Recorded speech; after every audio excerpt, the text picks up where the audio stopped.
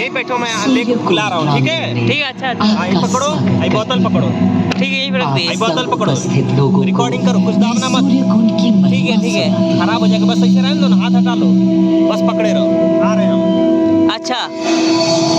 भारत की मिट्टी अनेकों दिव्य आत्माओं की जन्मस्थली है।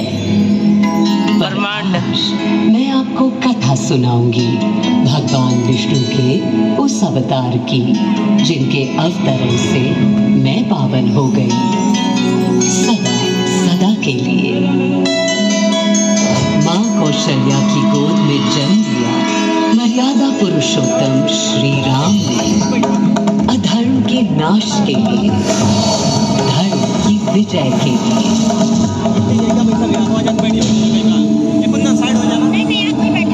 उन्हें अयोध्या त्याग 14 वर्ष के वनवास पर जाना पड़ा। यहाँ पे इधर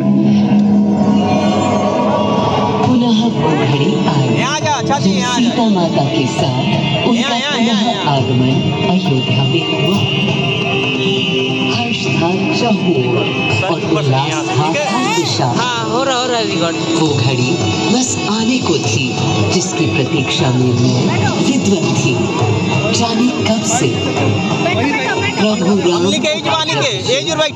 होने को था, हर कहीं उत्सव था, पर इस उल्लास पर दुविधा की कालिमा छा रही थी। श्री राम प्रसन्न नहीं थे।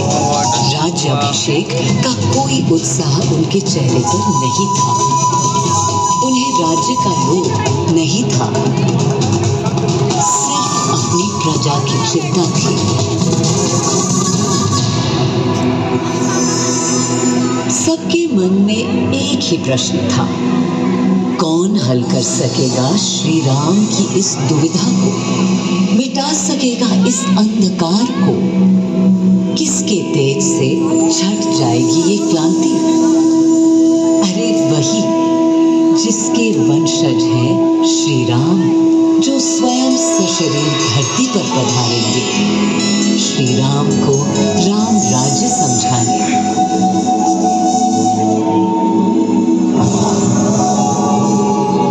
ये गाथा उस शक्ति पुंज की है जो पृथ्वी पर जीवन और सृष्टि का केंद्र था, है और रहेगा।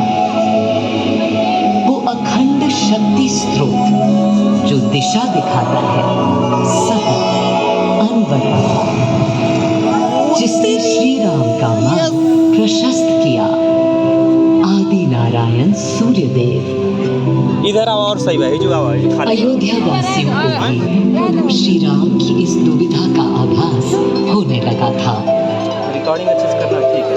देखा क्या? अच्छे से रिकॉर्ड है। तुमने देखा क्या?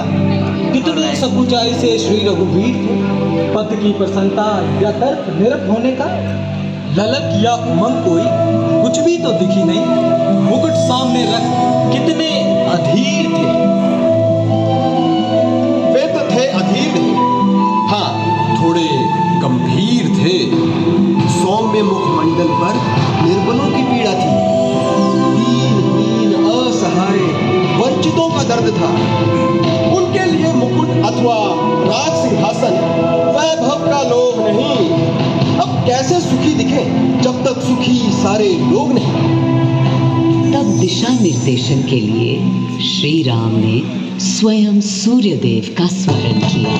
श्री राम सूर्यदेव का आह्वान करने लगे। क्लांत मन से उन्होंने अपने पितामह को याद किया। मन असमंजस में था उनका।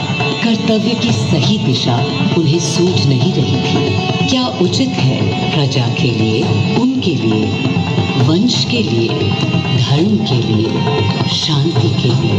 इसी परामर्श के लिए अंतर्मन से उन्होंने सूर्यदेव को पुकारा।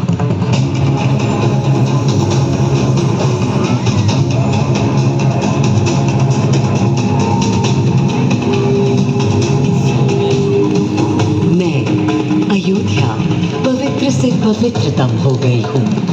आज स्वयं श्री राम ध्यानरत हैं, मर्यादा पुरुषोत्तम आवाहन कर रहे हैं, उन सकारात्मक शक्तियों का संचार कर रहे हैं जो उन्हें, मुझे और मेरे यानी अयोध्या के हर निवासी को अनंत काल तक सही दिशा दिखाएंगी।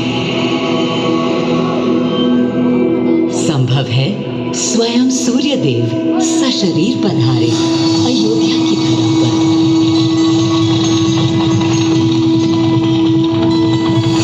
और देखो, श्री सूर्यदेव आने को हैं।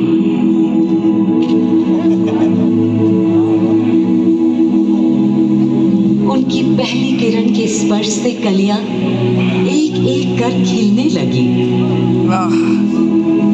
जीवन की कांति हर ओर धीरे धीरे फैलने लगी।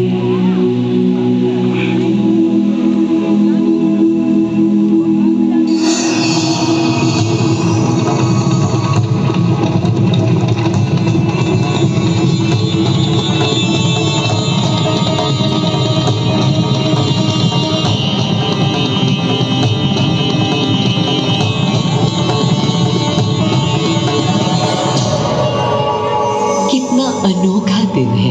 स्वयं सशरीर अपने अलौकिक स्वरूप में पधारे हैं श्री सूर्यदेव नारायण, और उनके अधीर मन के संशय मिटाने को।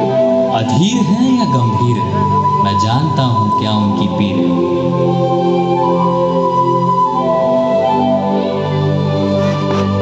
माँ कौशल्या को प्रणाम। कहाँ है राम? अरे भूलूं ये बात कि कौन बड़ा है। आज्ञा हो तो आपके चरण छू लूं। अरे नहीं नहीं, ये क्या करते हैं आदि पुरुष? ऐसा अनुग्रह सर्वथा अनुचित है। राम वंशज हैं आपके, क्यों पाप का भागीदारी बनाते हैं पितामह? पितामह होंगे हम ब्रह्मलोक, अब धरती पर जनलोक में आ गए हैं।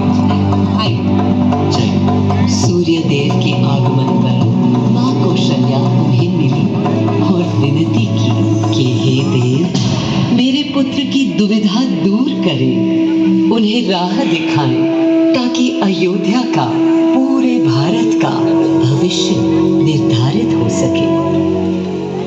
आपकी जब पहली किरणें आती हैं तब गोचारण होता है, चिड़ियां गाती हैं, लेकिन इन दिनों इतनी उदास है। कारण है उनके राम की एकाग्र साधना और सुदीर्घ उपवास। सिंहासन की ओर चरण धरना नहीं चाहते, धारण नहीं करना चाहते हैं मुकुट।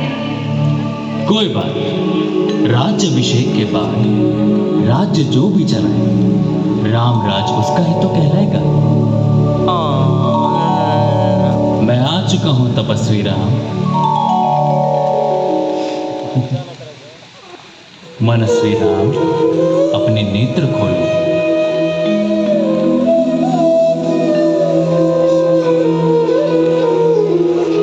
प्रणाम पितामह, प्रणाम। प्रणाम मेरे राम। पितामह, राम राज्य क्या है? राम स्वयं पूछ रहे हैं कि राम राज्य क्या है। पुनर्ता नया प्रश्न है। अभी तो आप कह रहे थे जो भी चलाएगा। मैं कह रहा था कि राम राज्य में राम के लिए भी विधान होंगे। आदिदेव, कुछ अनुमान तो मुझे है, लेकिन अब आप बताइए क्या विधान है।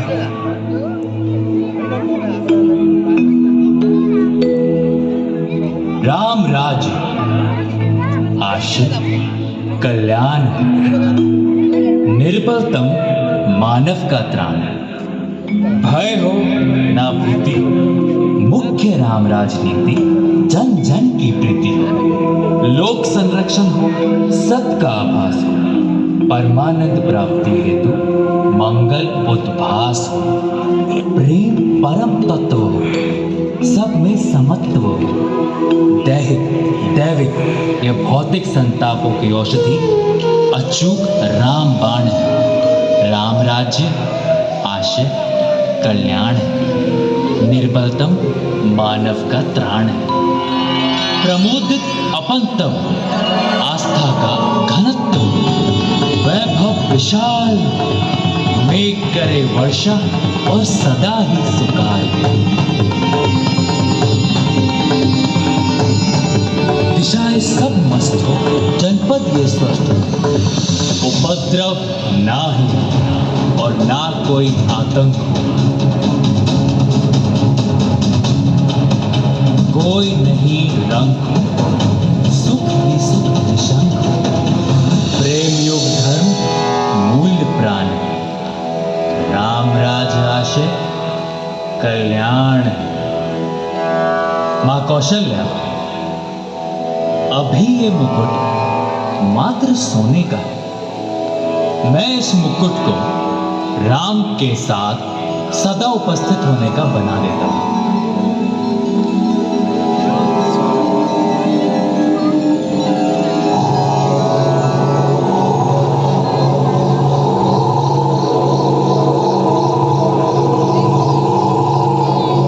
स्वयं सूर्यदेव ने मेरी यानी अयोध्या की धरती पर श्री राम को राम राज्य का वर्णन सुनाया, उसका आधार रखा और उनके मुकुट को अपनी रश्मियों से आशीर्वाद दिया।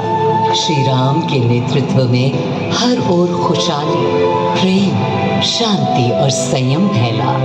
हर ओर रोशनी, प्रकाश और जीवन का संगीत गूंजने लगा।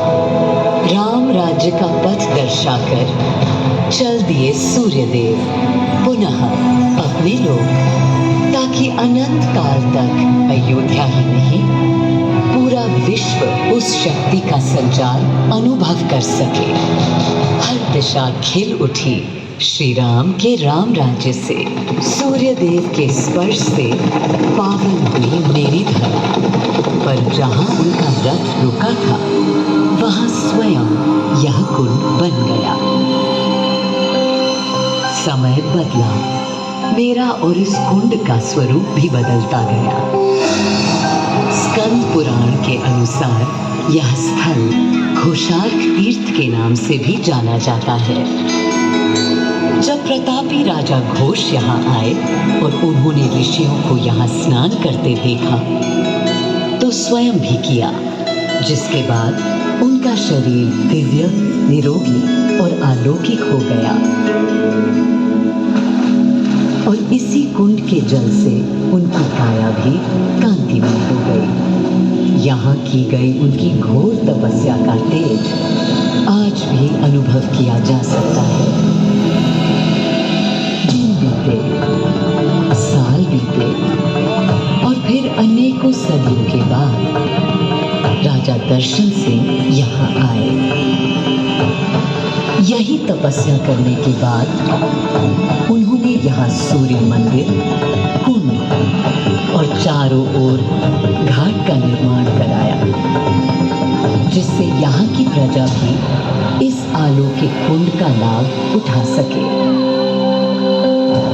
सूर्यदेव के महात्म्य से मैं अयोध्या और तेजमय हो गई, और इसका प्रमाण इस सूर्य कुंड और समीप स्थित गरिमामय सूर्य मंदिर से स्थापित हो जाता है।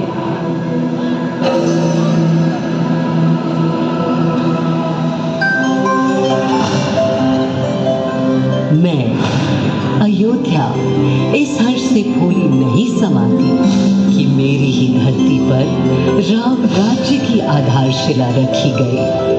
आज भी अयोध्या एकता, आस्था और शांति के लिए उदाहरण बनी हुई है।